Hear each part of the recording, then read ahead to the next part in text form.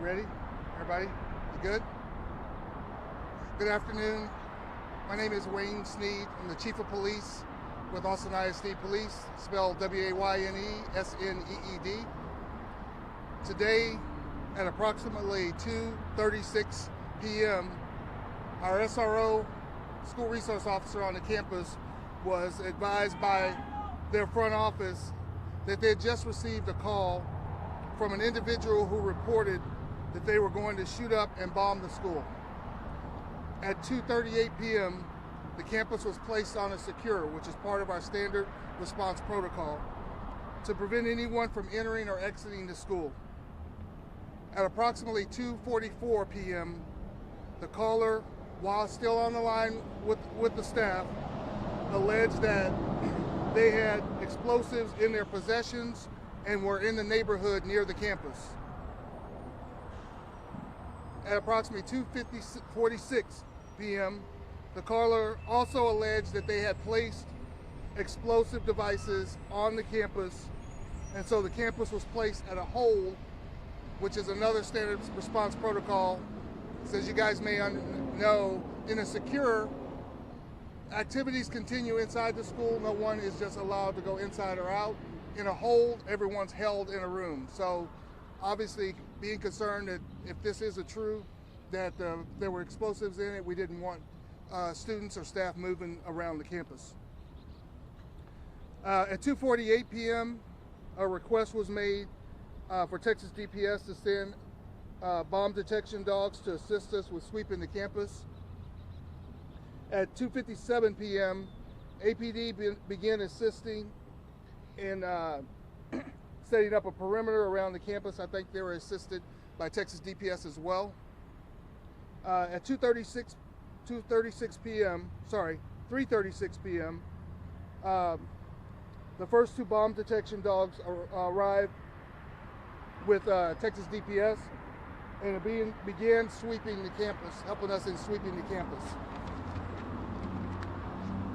At 3:44 p.m., a third bomb dog with Texas DPS arrived to also assist.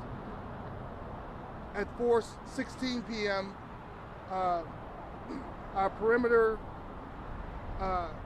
was broken down and staging officers were released as the K-9s had completed their sweep of the campus, and we felt like the campus was safe to resume operations. At 4:21 p.m., we lifted the hold on the campus, and the campus was free to resume normal operations. Several officers remained in the area, as you can see, and provided presence and visibility during dismissals, also assisted with getting parents and staff and students in and out of the campus due to the traffic congestion.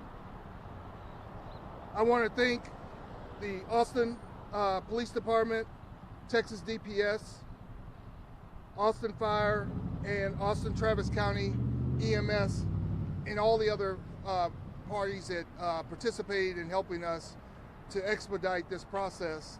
It was a little under 2 hours that the whole event occurred, which allowed us to get kids out pretty close and get them home safely. And I'll open it up for any questions you guys may have. Is there any indication of where this call came from or who placed the call?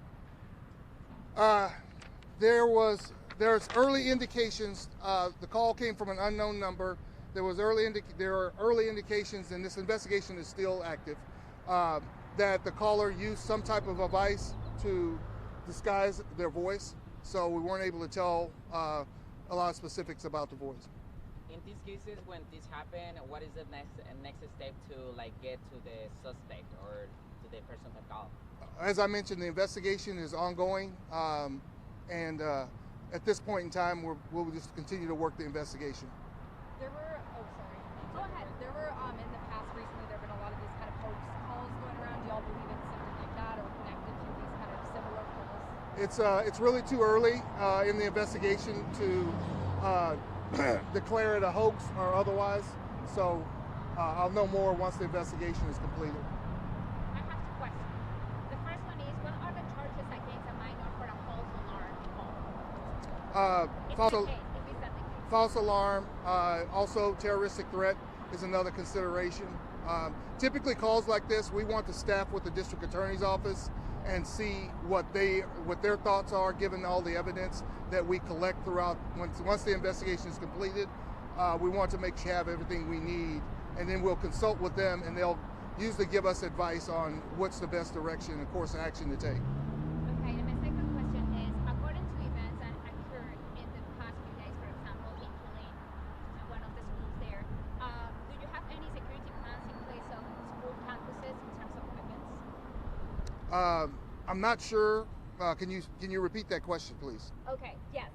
Do you have any security plans in place on school campuses? Like usually teenagers, students bring their backpacks, probably transparent or probably, I don't know, cover up.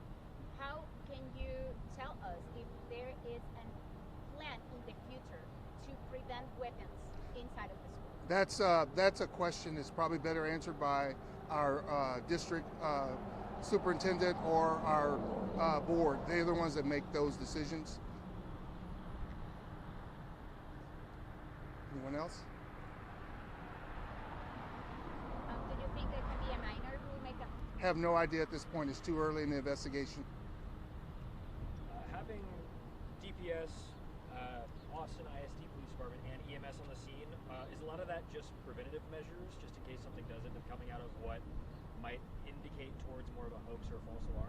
Well, in our events, we always want to be prepared for the worst. And hopefully, the resources aren't there. But our partnerships with all of the agencies here, and some of them aren't, are very important. As you know, this is a very large district, and the sooner you have medical assistance, the better in the event that it's needed. So. There was a helicopter going around too. Is that standard protocol for a situation like this? Every situation dictates different needs for resources. The staff officers or commanders on the scene felt like a helicopter would be a benefit, and so they must have felt the need to call that in to help. Also, keep an eye if you got someone that's allegedly coming to the campus, armed. If you have eyes in the sky, it's obviously much better than eyes on the ground. So the person calling said they weren't a student. They said there was someone outside. They did not indicate whether they were student or non-student. They just indicated that, as I mentioned, that they had bombs and they were on their way to the campus. And in addition, that they had already planted bombs in the school. I have another question. We know the next week is a spring break, right?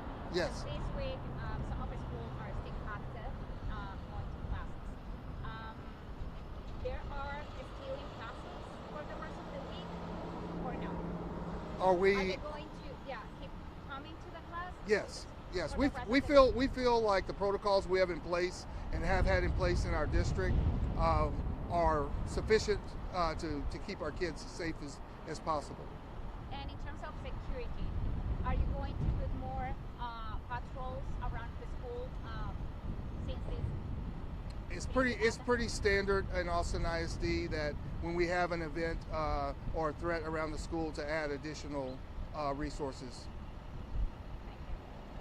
Thank you. Thank you, guys. Thank you.